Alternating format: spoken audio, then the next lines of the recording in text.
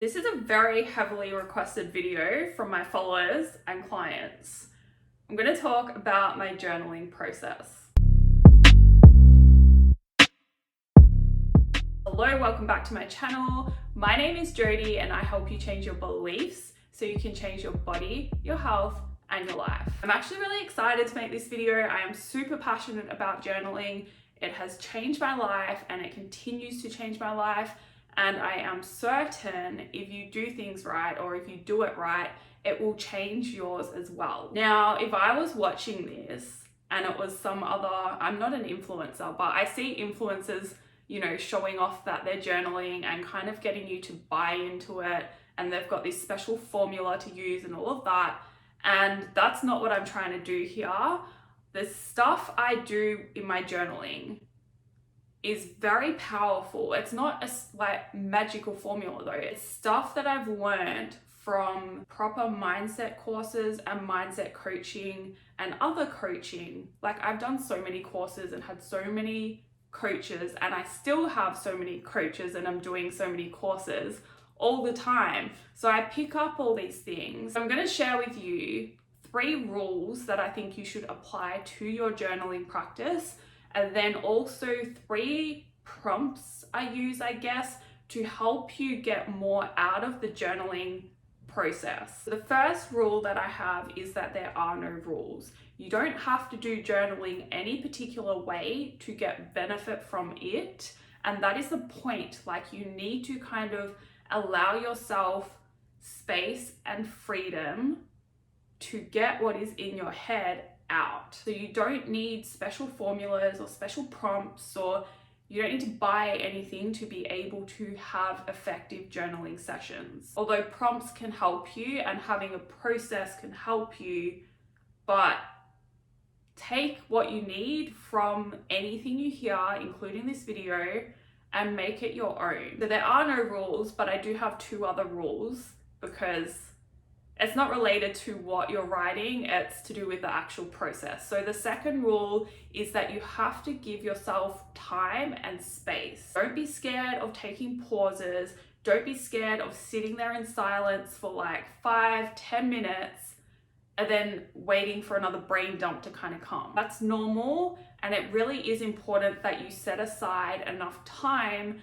to allow those pauses to occur, because there's always more to come out if you dig deep enough, but you have to give yourself time to get deep. Giving yourself 10 minutes in the morning to journal, in my opinion, is not enough time to actually get any benefit from it. Like, it's better than doing nothing, but we spend so much time on our physical health, we hardly ever spend time on our mental health. So I think it's so crucial to actually set aside 30 minutes to an hour every day to go through this practice. And no matter how busy I am, I always set aside an hour of the day to work on my mental health.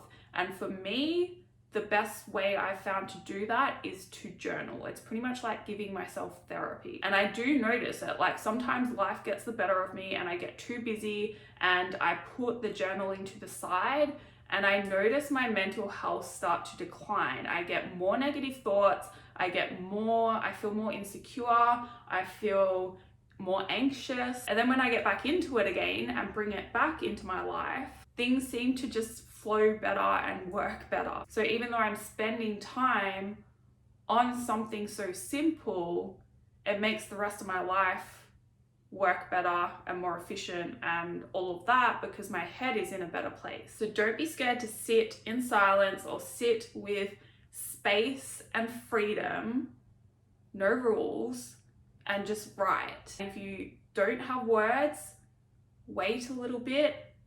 And if you wait and use the prompts that I'm going to give you, the words will come. So the last rule I have is you have to be consistent to get any benefits. Obviously, you might not be able to set aside an hour every single day, but half an hour is better than nothing. And some days, if you only have 10 minutes, like, you're probably not going to get as much out of that session because you don't have enough space. But it comes down to getting into that habit of just making it a consistent practice. If you want to get benefit out of anything, you need to be doing it consistently. You can't just do it when you've had a bad day. You need to do it on the good days and on the bad days. And it's usually the days that I don't feel like doing it that I end up getting the most out of it, or I really do need to do it. The mind is very complex, right? We play games with ourselves all the time and we don't even realize it. So you've just got to make it a habit and stay consistent, whether you feel like doing it or not. Just like your workouts, just like getting your steps in, just like sticking to your diet, to get those physical health benefits, you need to stick to it no matter what. And same with the journaling. To get the mental health benefits, you need to stick to it no matter how you're feeling. Now we're going to get into how I journal, or what I kind of think about to get the process started, the prompts and all of that. So the first thing I do is to analyze my thoughts. I sit there and I just listen to what is going on in my head. There's always something going on. It could just be talking to myself about how the day has gone, or how this worked out well and I'm really surprised. Or it could be something, I'm scared to do this, or this is coming up and it's making me feel anxious. Write about that, explore those thoughts and feelings. That is how you're going to start to be able to identify limiting thoughts and feelings coming up, and then kind of change them into thoughts that actually serve your goals better. So many of you are limiting yourself because of those thoughts going on in your head. I did it for years as well, and I still get so many negative thoughts. Even though I show up confidently, I show up as this happy, bubbly person, which I am most of the time, I have days where I feel sad for no reason, or I feel anxious and I can't work out why. And that's when I start exploring. I'm like, what is causing this? Why am I feeling like this? Where are these thoughts coming from? Do they serve my goals? If the answer is no, what is a better thought? Is this belief I'm thinking actually true? Or is there a better belief that I could believe? Because at the end of the day, our beliefs are just our thoughts that we think on repeat. So if you're stuck in an area in your life, you need to focus on changing your beliefs. And you do that by better managing your thoughts and shifting them. Now, I don't do all of these 3 things necessarily every single journaling session.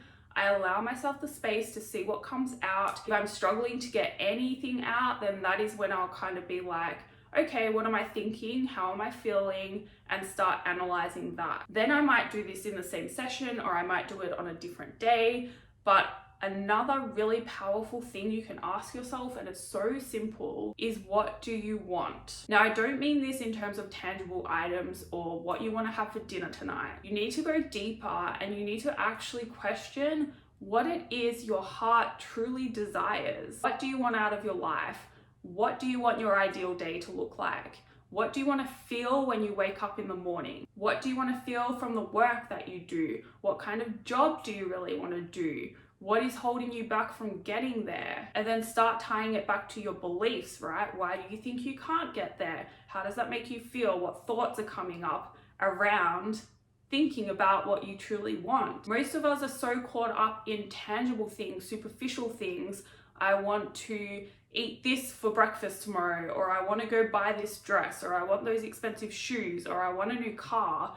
But we don't spend enough time actually looking within to see what we actually want out of our life. Intention setting is so powerful. Like, actually knowing what you want and then going for it is going to change your life, because so many of us don't even think about what we truly want because we're too scared to even admit to ourselves what it is. And the worst thing that can happen if you work out that you really want to get this job instead of the one you have, the worst thing that can happen by knowing that is you go for it and then it doesn't work out, but something better happens. You have to get out of your head and stop holding yourself back, and you have to actually know what you want before you can even go and get it. And I think for me, that has been one of the biggest things that has changed, is knowing what I want and then getting rid of all those limiting beliefs holding me back from going for it. That has really impacted my mental health, right? Like,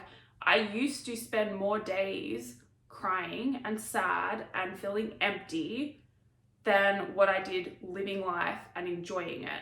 And now it's switched, right? I spend most of my days happy, fulfilled, loving the life that I've created. It really started with setting some intentions and knowing what it is I truly want. And then the last prompt I like to use, you have to remember, to get what you want, you have to be a certain type of person that will do the things to have that outcome, because actions create the outcome, and to do the actions you have to be a certain type of person. So what I like to explore is, who am I right now as a person, and who do I want to become? And when you sit and explore that and you work out some characteristics of that person that you want to become or you need to be to have that outcome, that's what you can start working on showing up as every day in your life. And when you show up differently, whether you are ready to be that person or not, you have to kind of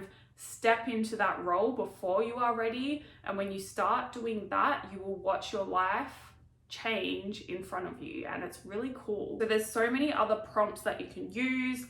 I wanted to keep this video pretty simple, and they're probably the most powerful ones that I do on a regular basis. So analyzing and exploring my thoughts, and then working out what I want, setting some intentions, and then asking myself who I am and who I want to become. I hope you found this video helpful. If you have any questions, please feel free to send me an email. I put that in my description box. Please like it if you liked it, and subscribe if you would like to see more. If that is the case, I will see you in the next video.